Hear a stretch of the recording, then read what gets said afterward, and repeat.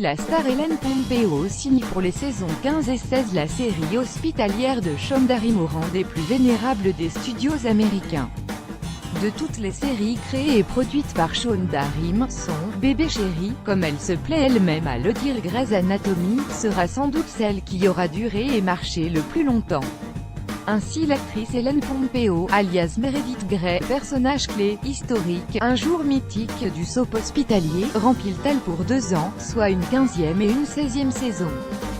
Profitant ou en contrepartie du renouvellement de son contrat, elle a également obtenu le titre de productrice de Grey's Anatomy et de coproductrice exécutive de son spin-off à venir. Le titre n'a toujours pas été révélé. Une triple casquette qui fera d'elle l'actrice de télé la mieux payée, avec 550 000 $ par épisode, environ 450 000 €. Seront-elles les dernières? Personne ne s'aventurerait à le prédire. Pas même Ellen Pompeo. Et c'est tant mieux. Parce qu'on continue, malgré les ans qui passent, malgré les séries hospitalières qui voudraient lui succéder, à aimer les tumultes du Seattle Grace Hospital.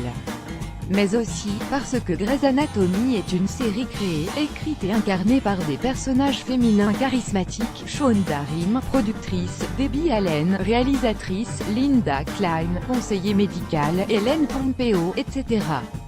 Et qu'elle reste la figure de proue d'un mouvement qui a permis aux femmes d'accéder à des postes ou à des rôles qui leur étaient refusés jusque-là.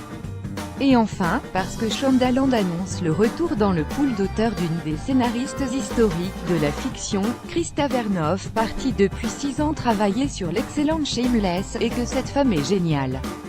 À quoi peut-on s'attendre? À la question de repousser toujours plus loin les limites du récit, Ellen Pompeo a répondu à Deadline que « il ne s'agit pas de repousser les limites mais de raconter les histoires de gens qui ne se sentent pas entendus, qui sont sous-représentés, compromis ou maltraités, une arche narrative construite autour de la problématique, tellement actuelle, du harcèlement UEL, pourrait aussi se dessiner. » En attendant, la diffusion de la saison 13, interrompue sur TF1 le 14 juin dernier, devrait reprendre au printemps, si tout va bien. La saison 14, en cours de production et de diffusion aux États-Unis, arrivera bien plus tard. La annonce de la saison 14 de Grey's Anatomy